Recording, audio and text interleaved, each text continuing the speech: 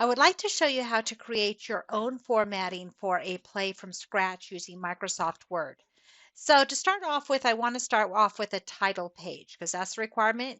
One of the things you can do in Word is use this styles here to select title option, and you can write your script title here. And then, of course, you can add your author name, teacher name, class name as all part of your title here.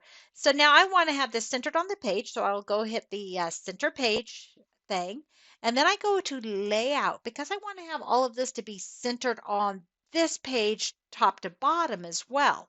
So if I go to layout under page setup and click on this little thing here, it can take me to a screen here that shows me a page vertical alignment, and I want that to be center alignment. So I'm going to hit that, and uh, let's see, yeah, just we'll just do that.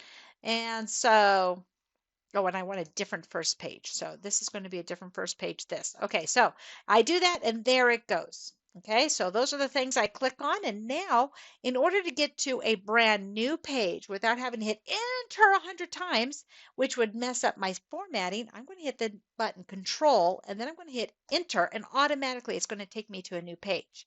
Now you'll notice that I'm still in the middle of the page. I don't want that anymore. So I'm going to go back to here and I'm going to say top. Okay. And that will take me back to the top of the page. I don't want it centered in the middle of the page, so I'm going to go over here and do that. Now, another thing that I want to do is I want to make sure that my list of characters stays on the left-hand side and all their descriptions stay on the right-hand side of this page. And the way you do that is with what's called kind of a hanging indent. So what I'm going to do is I'm going to pull this in. I think a page and an inch and a half is going to be good. So this little thing here, I pulled it all the way in, but then I'm going to take the very top arrow and pull it all the way back to there. Another thing that I want to do is I want to make sure that after every paragraph it skips a line, but not between inside the paragraph. So I'm going to go and hit this paragraph thing here, this line and paragraph spacing tool.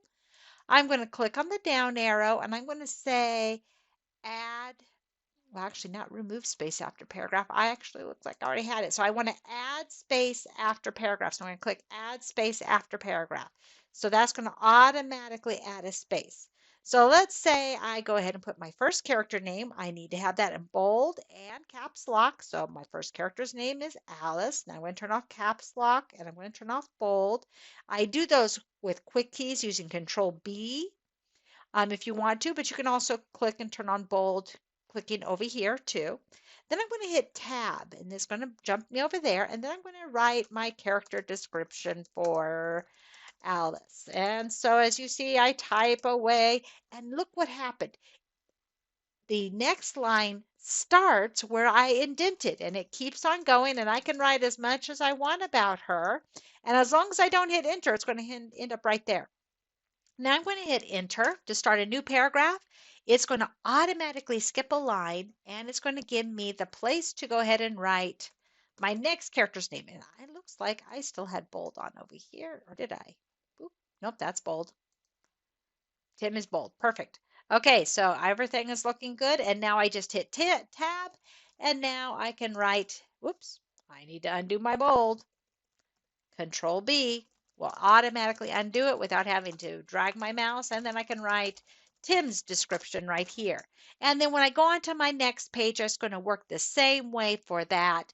And I can put in my parentheses. And if you wanted the quick key for italic, it's Control I. And then everything appears in italics automatically. Hit Control I again to turn off italics. And so forth. So anyway, that is how you go about making the script formatting for your script. I hope that this is helpful, and you can still use the template if you will, but if something goes screwing the template, now you know how we did it.